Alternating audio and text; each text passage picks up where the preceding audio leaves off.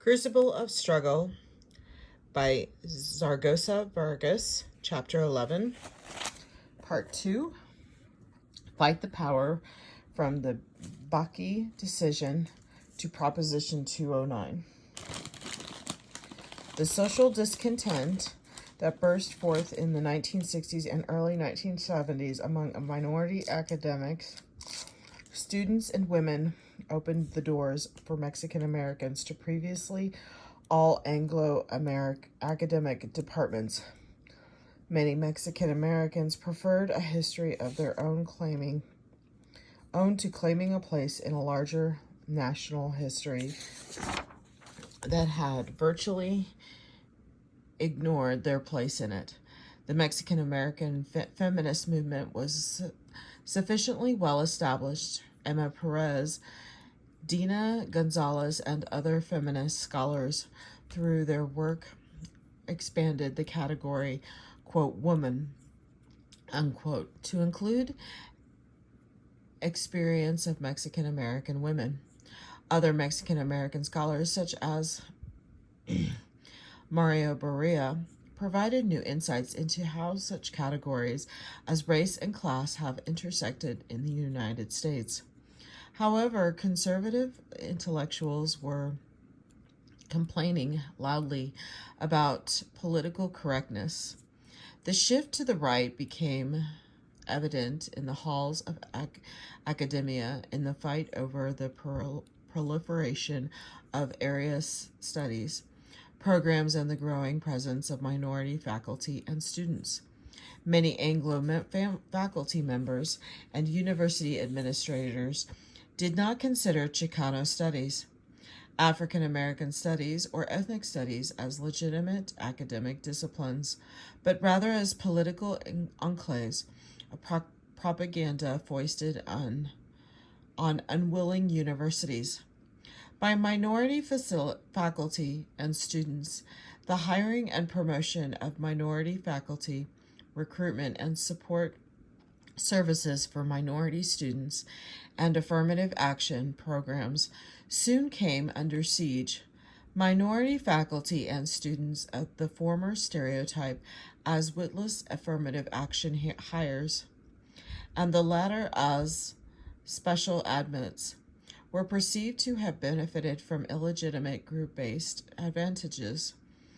By the year of the Regents of the University of California versus Bakke, Supreme Court ruling in 1978, a growing number of opponents of affirmative action saw racial preferences as unjust. They argued that affirmative action discriminated against white males in college admissions and employment and stigmatized minorities as needing preferential treatment, and that campus speech codes endangered freedom of expression. The defenders of affirmative action, on the other hand, countered that studies showed that affirmative action did not have a large negative impact on white males. They pointed out that white males still held disproportionate power in American society, and that laws and programs mandating affirmative action were one way to combat this inequality. In fact, it was white women who were the greatest beneficiaries of affirmative action, and their successes kept white overrepresented in faculty and administrative positions. Racial confrontations between minority and white students broke out on a number of college campuses and, in certain instances, escalated into violence. This violence was more barometer of a shifting racial climate in American society. Regents of the University of California versus Bakke was a reverse discrimination case that imposed limitations on affirmative action to ensure that providing greater opportunities for minorities did not come at the expense of the rights of the majority. The case involved the University of California Davis Medical School, which had two separate admission pools. one for standard applications and another for minority and economically disadvantaged students. The medical school reserved 16 of its 100 places for this latter group. In Regents of the University of California versus Bakke, the Supreme Court ruled that although race was a legitimate factor in school admissions, the use of such inflexible quotas as the UC Davis Medical School had set was not. However, the Supreme Court was split 5-4 in its decision on the Bakke case and addressed only minimal number of many complex issues that had sprung up about affirmative action. The Bakke decision mobilized minorities on the issue. Because affirmative action benefits were extended to Mexican American claimants, the Mexican American Legal Defense and Education Fund monitored the effects of the Bakke decision along with the NAACP and other civil rights organizations. Vilma Martinez, the head of MALDEF and a member of the University of California Board of Regents, was sharply critical to the feeble efforts by the University of California to recruit more minority students. The hard facts were that immigration and a high birth rate increased California's Spanish-speaking people to nearly 20% of the state's population. Students of Mexican origin were fast becoming the largest segment of California's public schools. Their presence in Los Angeles was large and growing rapidly. The city's schools were 30% Spanish-speaking. In kindergarten, Spanish-speaking students made up 50% of the student body. Mexican Americans were California's biggest and fastest growing minority, but they were the most underrepresented group in the University of California system. Only 4.5% qualify for admissions to UC campuses. This low percentage was due to several factors, reflecting the widespread trend in America's public schools toward more segregation. Most Mexican American and African American high school students in California attended schools in failing city school systems, which minorities made up of 50% of enrollment. Dropout rates were high, and the percentage of graduates going on to college remained flat. 85% of those Mexican Americans who attended college were enrolled in two-year colleges. However, the transfer rate of these junior college students to four-year colleges was low. Demographics in California were consequently putting pressure on the University of California to take action. A 15% decline in the state's college-age population was projected to take place between the 1980s and the early 1990s. State funding was tied to enrollment. The University of California had to attract a large proportion of minority students into the system, or else the state's educational and social needs would go unmet and enrollments would suffer. Anglos in California seethed with resentment against affirmative action. How Republican Governor Wilson saw an attack on racial preferences as another hot-button issue, joined in the criticism, and in doing so reinforced his image as an extremist.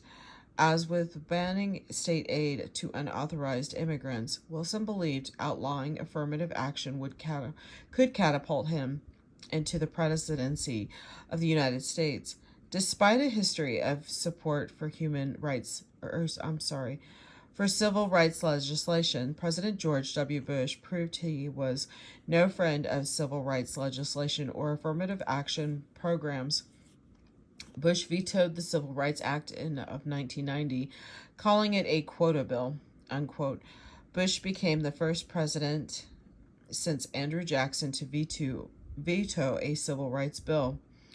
A year later, the passage of the Civil Rights Act of 1991 reversed many of the Supreme Court's cutbacks on affirmative action. The act made it easier for individuals to sue employers for discrimination, but not for individual or monetary relief. The 1991 law was a response by a Republican Party to deflect charges of racism as the presidential election was a year away. Also in 1991, avowed racist nationalist David Duke had run for U.S. Senate from Louisiana on the Republican ticket.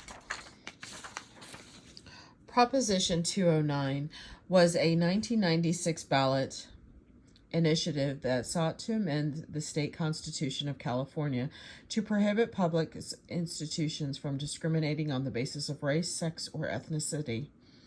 It would outlaw affirmative action in hiring, contracting, and college admissions in the state.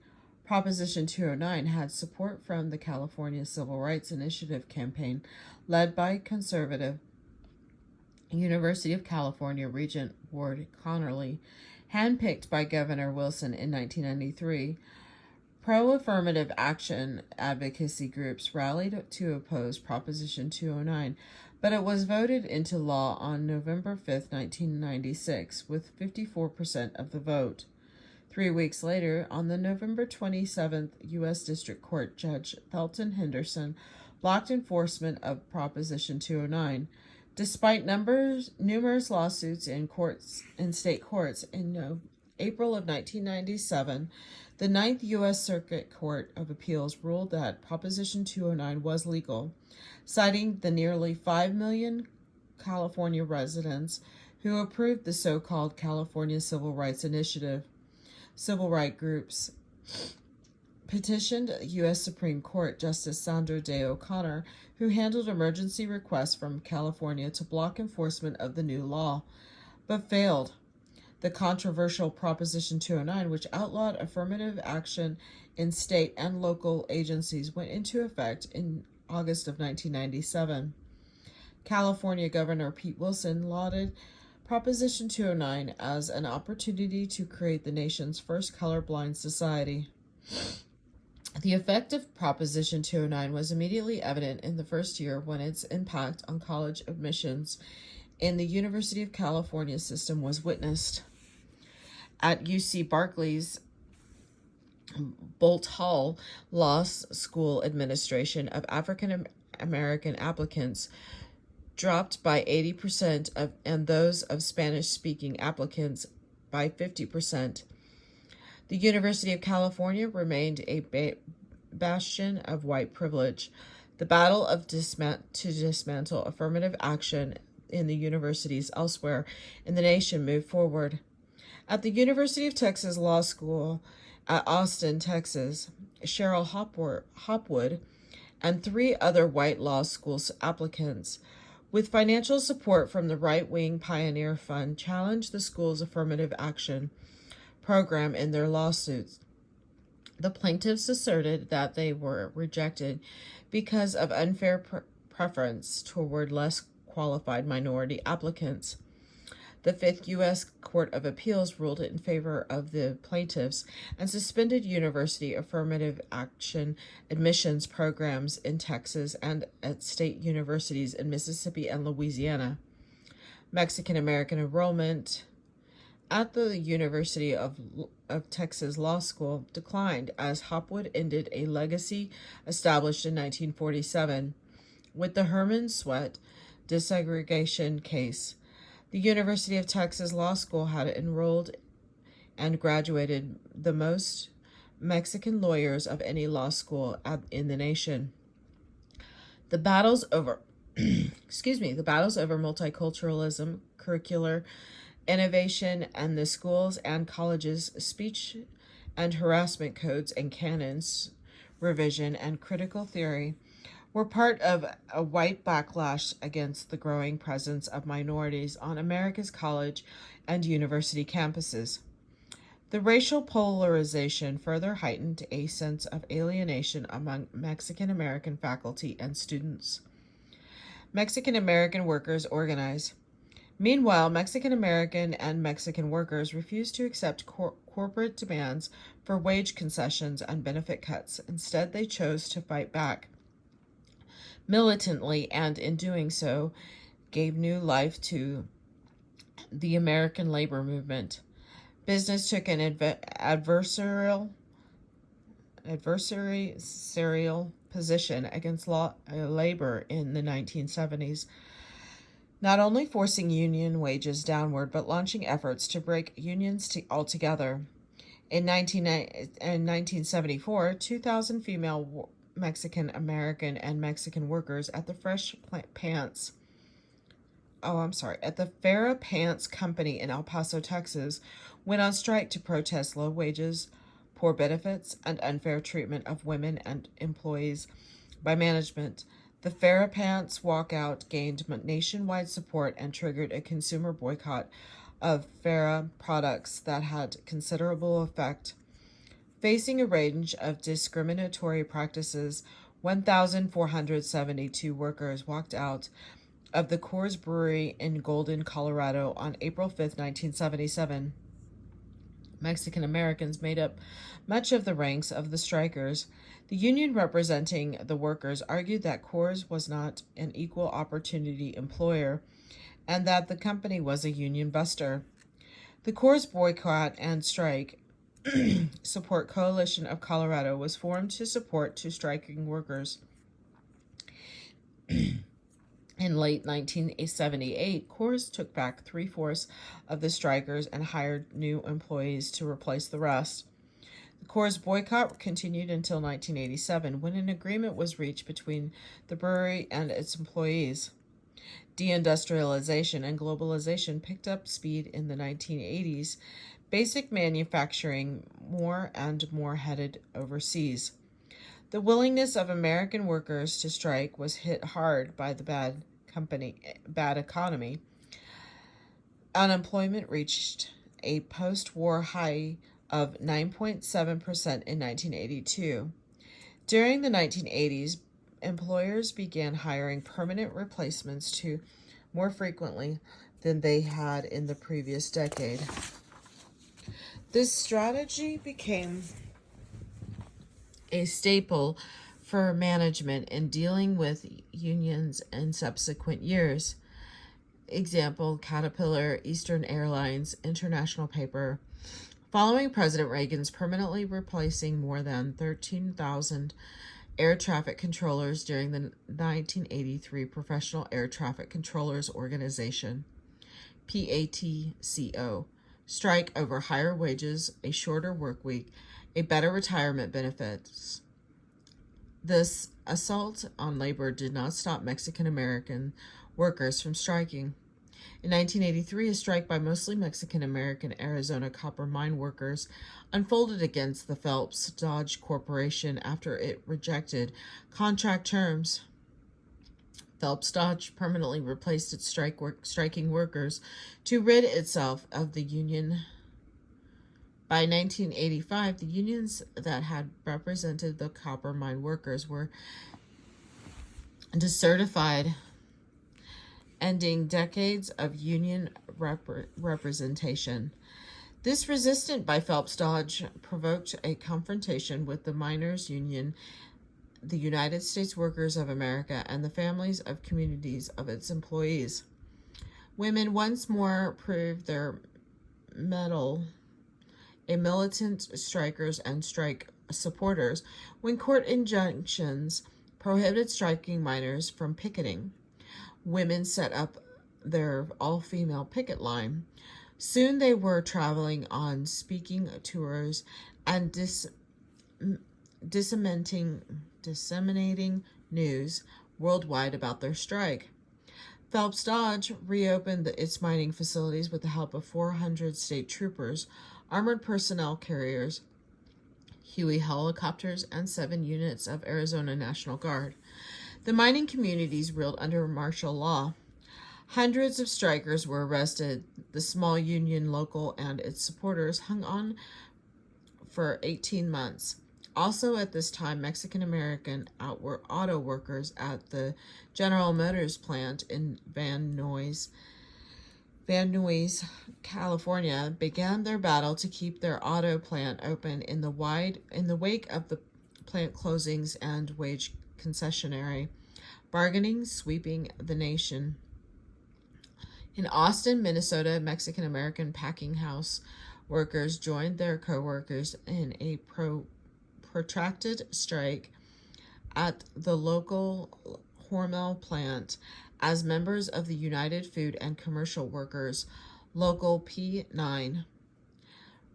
Women represented nearly half of the total number of Mexican immigrants in the United States. With a 69% labor force participation rate, these Spanish-speaking female workers played a prominent role in the growing resistance to the assault by employers.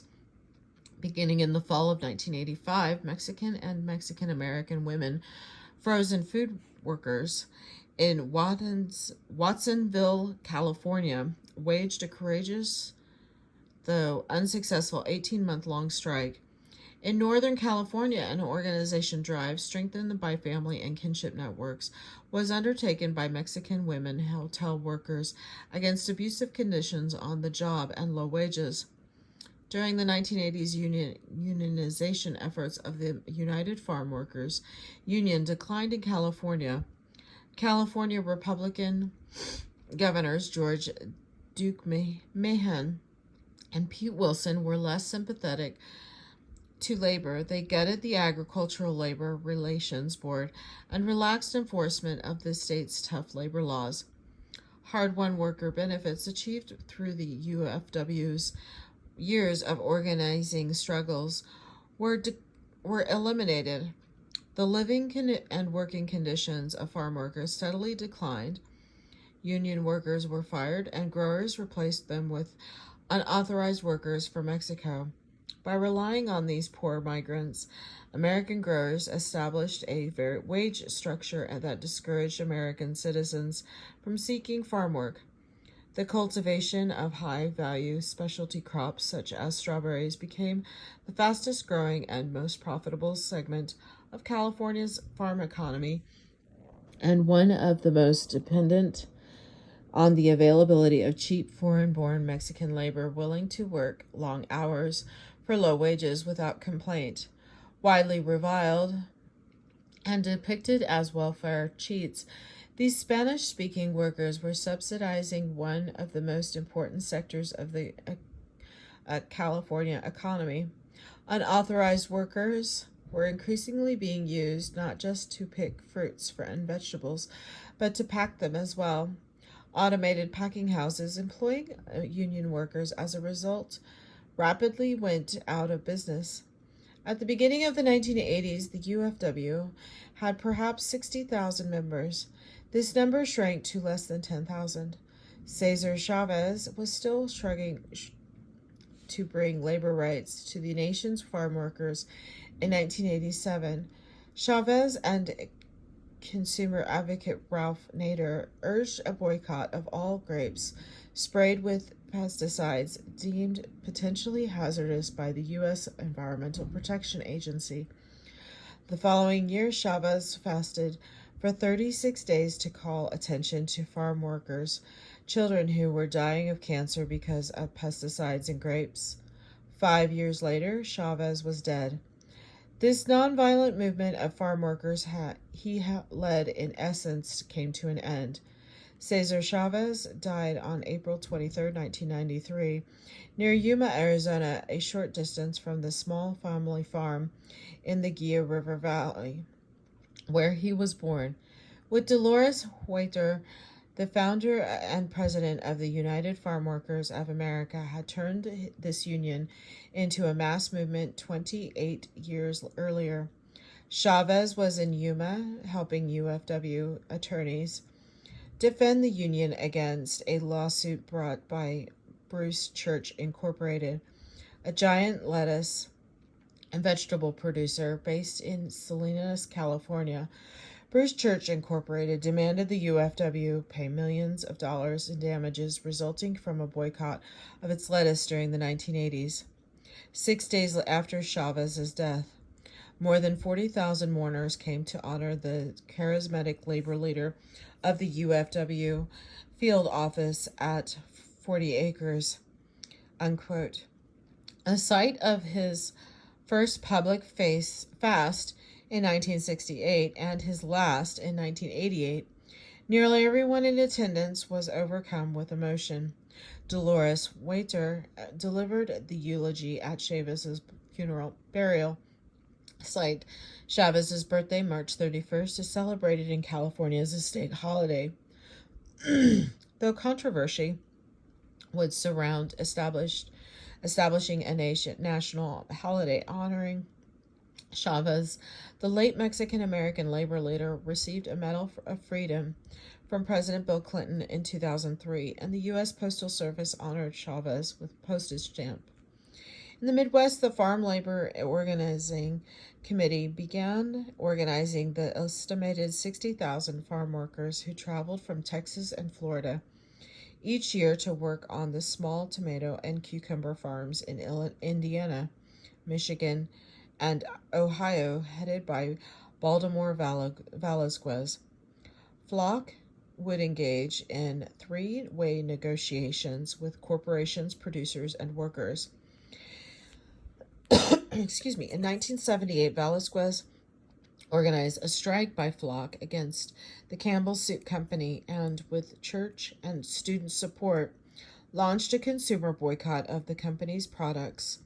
5 years later, Velasquez led Flock farm workers on a 600-mile march from Toledo, Ohio to the Campbell Soup headquarters in Camden, New Jersey. Flock signed 3-year labor contracts with Campbell Soup and its subsidiary, Blaskus Pickles, in February 1986. The following year, Flock signed a 3-year contract with the H.J. Heinz Company. And in 1991, more than 7,000 farm workers worked under Flock contracts in 1993. Baltimore Velasquez formed the Farm Worker Network to increase collaboration between U.S. and international farm workers organizations. In 1988, Velasquez organized a national boycott of the North Carolina-based Mount Olive Pickle Company, the South's largest pickle producer. The Mount Olive struggle in that year was the first step toward building a farm worker labor movement in the South. Flock improved wages for farm workers, got them field sanitation facilities and pesticide protection, and eliminated child labor practices. In addition, Flock worked with the unions in Mexico to equalize pay and labor conditions on both sides of the U.S.-Mexico border. Baltimore Velasquez has received numerous honors for his life's work to improve the working and living conditions of migrant farm workers and their families. NAFTA's gonna shift ya. NAFTA's gonna shaft ya, unquote. Mexican Americans and the North American Free Trade Agreement. Excuse me. Meanwhile, hemisphere trade policies through NAFTA changed American labor politics to job competition and accelerated Mexican immigration to the United States. Over the opposition of organized labor and the Democratic Party, President Clinton joined like-minded Republicans in supporting and passing the North American Free Trade Agreement of 1993. Through NAFTA, capital and goods streamed to the Maguias, or runway shops, owned by American, Japanese, and Korean companies located along the 2,000-mile U.S.-Mexico border. That soon became one of the world's most rapidly developing regions. The multinational corporations did this mainly through the exploitation of low-wage Mexican labor, principally that of young Mexican women. Women made up 85% of the 250,000 workers employed by these multinational firms.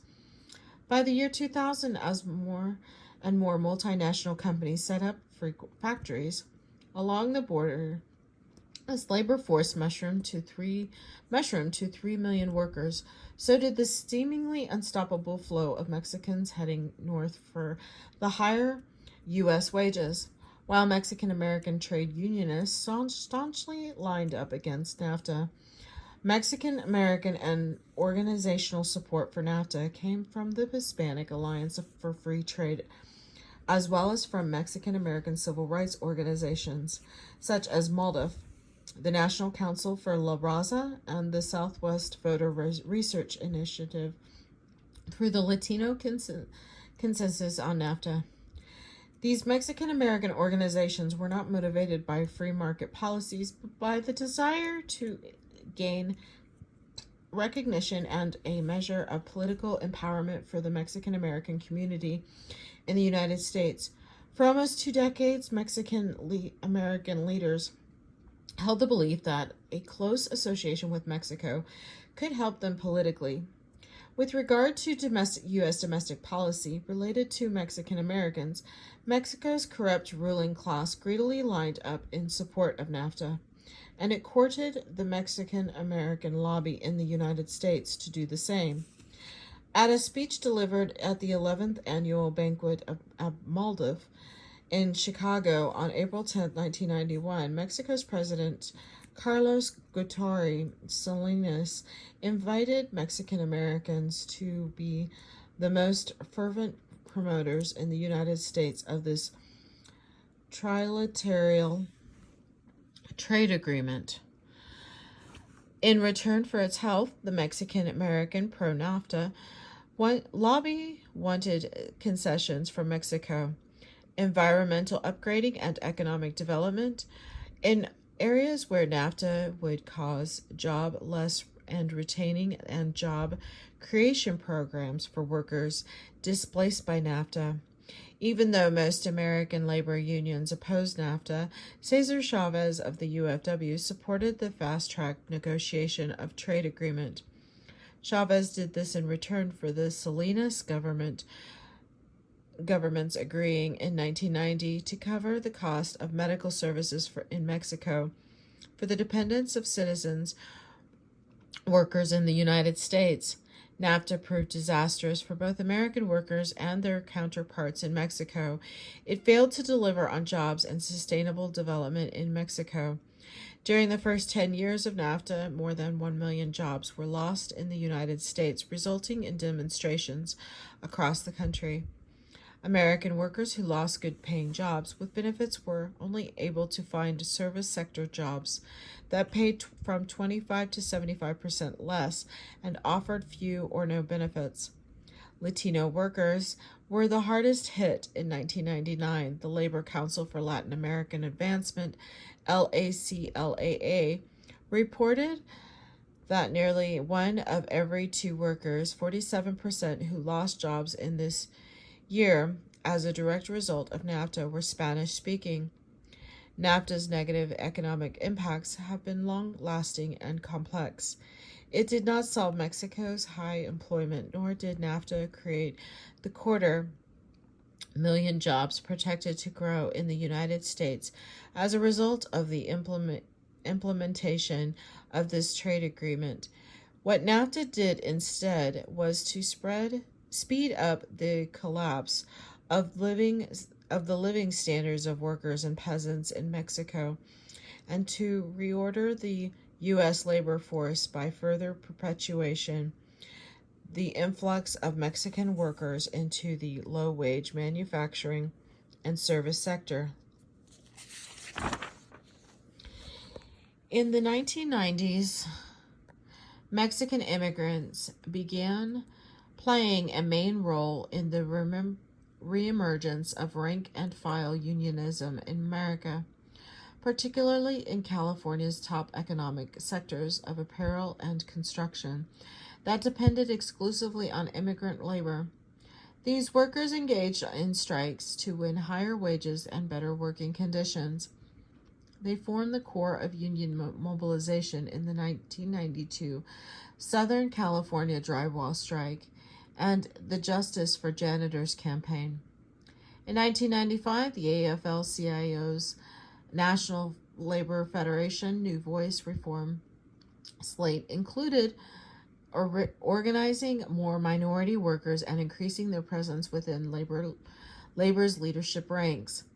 The election of Mexican-American Linda Chavez Thompson as executive vice president of the AFL-CIO was part of this reform slate. Chavez Thompson was the first person to hold the post of the AFL-CIO Executive Vice President, and she was the first minority to be elected to one of the Federation's three highest offices. A 2-year term on the AFL-CIO's Executive Council. A native of Lubbock, Texas, Linda Chavez Thompson joined the labor movement in 1967 after serving in a variety of posts with the American Federation of the State. After serving in a variety of posts with the American Federation of the State, County and Municipal Employees Union in San Antonio, Texas, Chavez Thompson became this union's international vice president in 1988. She held this position until 1996. During this time, Chavez Thompson served as a national vice president of the Labor Council for Latin American Advancement. The National Labor Federation also committed sources to organizing industries employing large numbers of immigrant workers. As Chavez Thompson said, quote, "When you look at any large organizing drive going on today, for the most part, you see Latinos." At its 1996 convention, the Labor Council for Latin American Advancement delegates, for their part, introduced resolutions on increased organization and participation of Latinos in the labor movement and defending immigrant rights, among the other issues. In February 1999, the AFL-CIO's Executive Council reversed its longtime policy on immigration when it called for blanket amnesty for unauthorized workers in the United States and for repeal of the 1986 IRCA, which criminalized the hiring of unauthorized workers. The AFL-CIO concluded that only by steering tens of thousands of low-wage service workers into membership roles could it reverse the decline in union membership and fight for free trade with labor rights, so as to preserve the basic rights of all workers regardless of their legal status. The National Federation joined the battle worldwide against worker discipline and social inequality, ushered in by market-oriented economic policies put in place by international financial institutions and their governments. At the end of November 1999, Seattle, Washington saw major governments participate at World Trade Organization, the WTO, meeting to discuss various trade rules. Protesters from all over the world also came to Seattle. They included human rights groups, student environmental groups, religious leaders, and labor rights activists, all wanting fairer trade with less exploitation. Even right-wing protectionist groups came to Seattle, arguing against the current corporated free trade. Enormous public protest ensued. Seattle saw a free speech crackdown in the name of free trade. 6 months later, on June 10, 2000, the AFL-CIO held its immigration forum in Los Angeles. The speakers included AFL-CIO Vice President Linda Chavez Thompson, one of the speakers at the anti-WTO demonstration. In Seattle, the previous year, California Assemblyman Gil Cadillo, Antonio Villaraigosa, former Assembly Speaker, union organizer, and candidate for mayor of Los Angeles, and the Burt Corona, who for years had urged labor to change its position on immigration.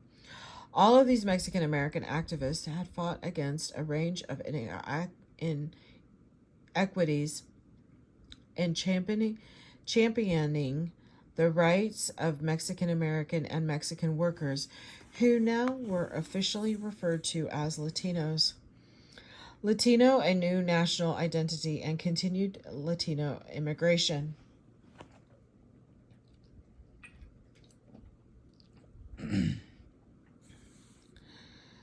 Coined by the Nixon administration in the early 1970s, the word Hispanic became the official term used by the Democratic of Health, Education, and Welfare. It was ingrained in the language by usage. The term Latino, in turn, was imposed over the term Hispanic. The word Latino helped create, as well as express, a sense of identity among the heterogeneous Spanish-speaking population in the United States.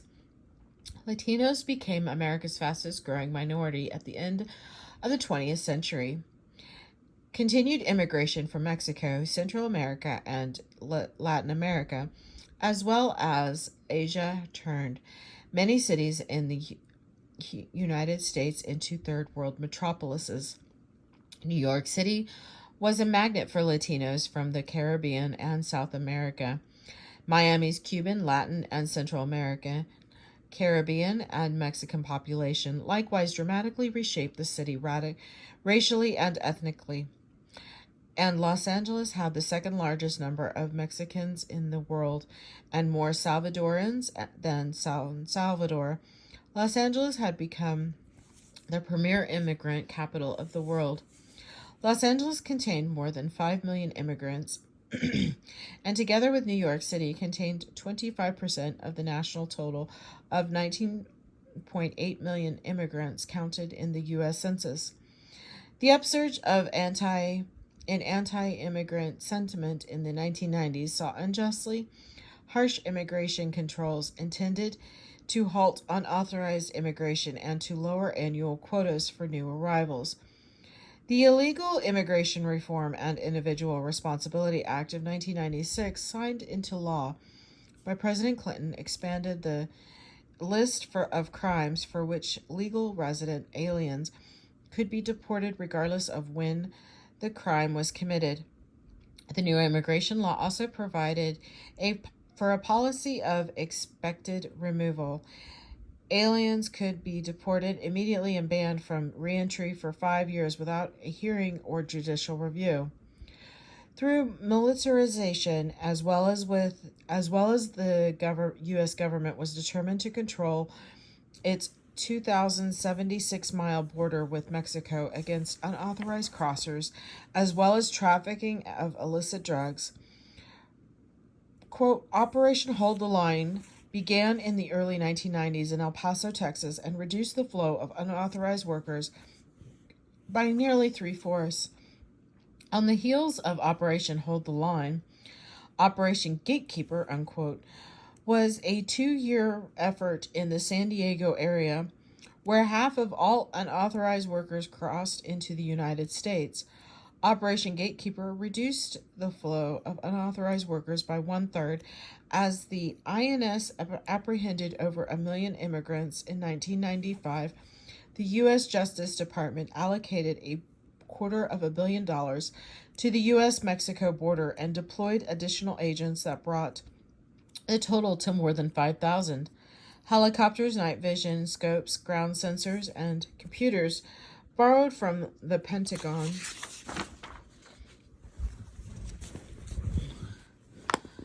were now used to unprecedented levels. The U.S.-Mexico border became a virtual war zone, pitting the U.S. Border Patrol and the INS agents on unauthorized immigrants who, hungry and desperate for work, risked their lives to feed their families by crossing clandestinely into the United States. Conclusion.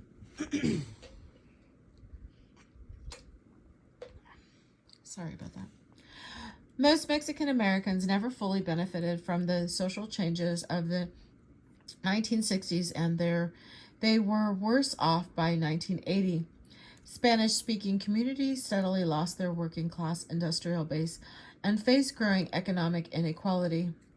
Reflecting the overall decline in living standards of American workers that began in 1973, the concentration of unemployment, poverty, and cuts in social services in Mexican American, as in other minority communities, was produced by the changes of the American economy to a pre-industrial one in which low-wage service jobs replaced the high-wage manufacturing jobs.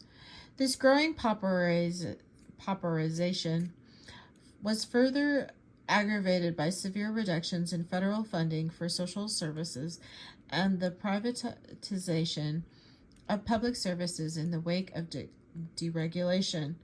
Mexican Americans who were unemployed in far greater numbers than Anglos also suffered from the erosion of affirmative action as a stronger backlash against affirmative action programs took place during the Reagan years.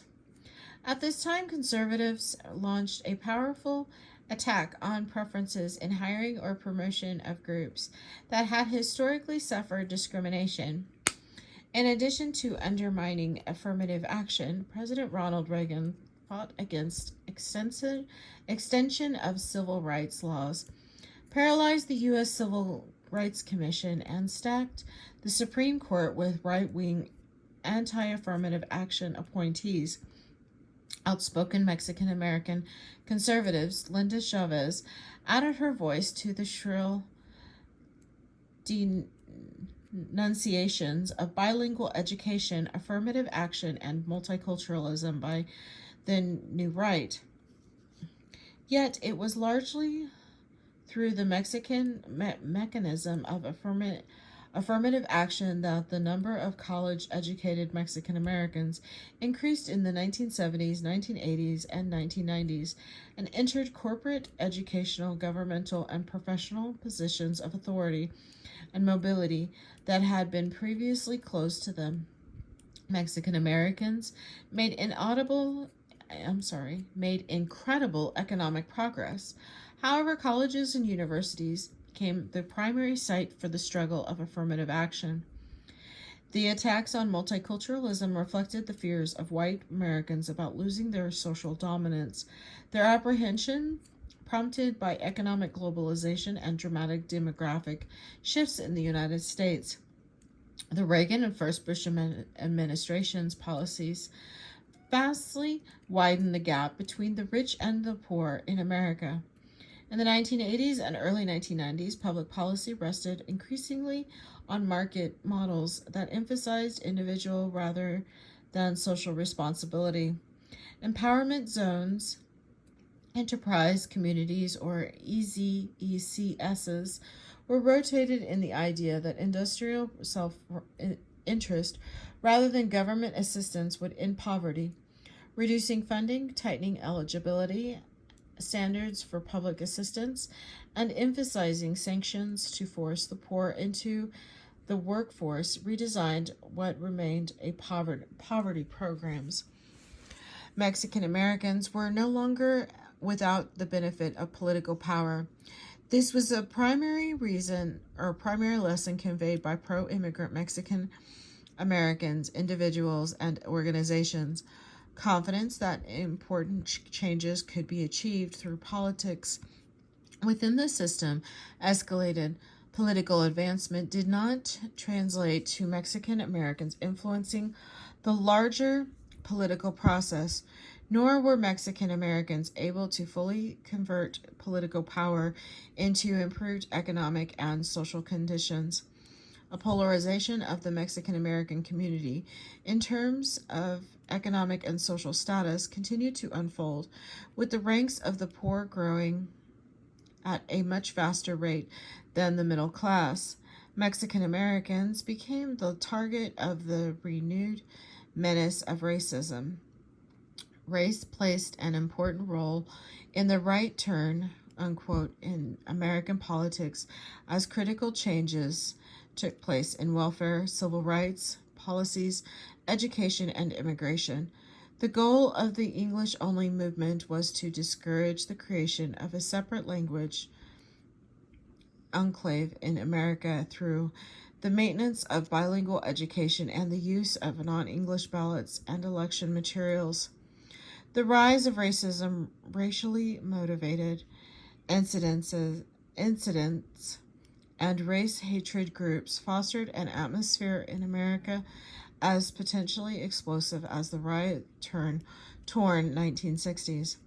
Mexican American youth became mired in the turmoil of urban violence because of the escalation of street gang activity. Gangs were the product of poverty, unemployment, poor race relations, and sharp deindustrialization. Imprisonment became commonplace among young minority men throughout the 1980s and 1990s. The dramatic changes within the Mexican American communities of the United States were paralleled by the large immigration flows from the Mexico, which IRCA sought to correct. IRCA facilitated the rapid naturalization of 2.5 million Mexicans, but did relatively little in the way of curbing immigration from Mexico. Many Mexican workers were foreign-born, and because substantial numbers were undocumented, they continued to be seen by employers as a valuable source of low-wage, pliable labor. This employer preference, on the one hand, accounted for the low rates of Mexican unemployment.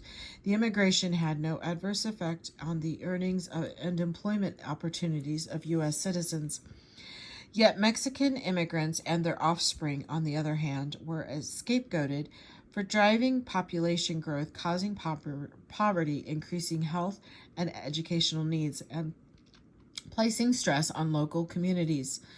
Mexican Americans once again assessed the effects of Mexican immigrants on their identity and culture, their economic status, and their political future in the United States. Union membership declined significantly in the 1980s, as did union political influence, because American workers fell into disorganization.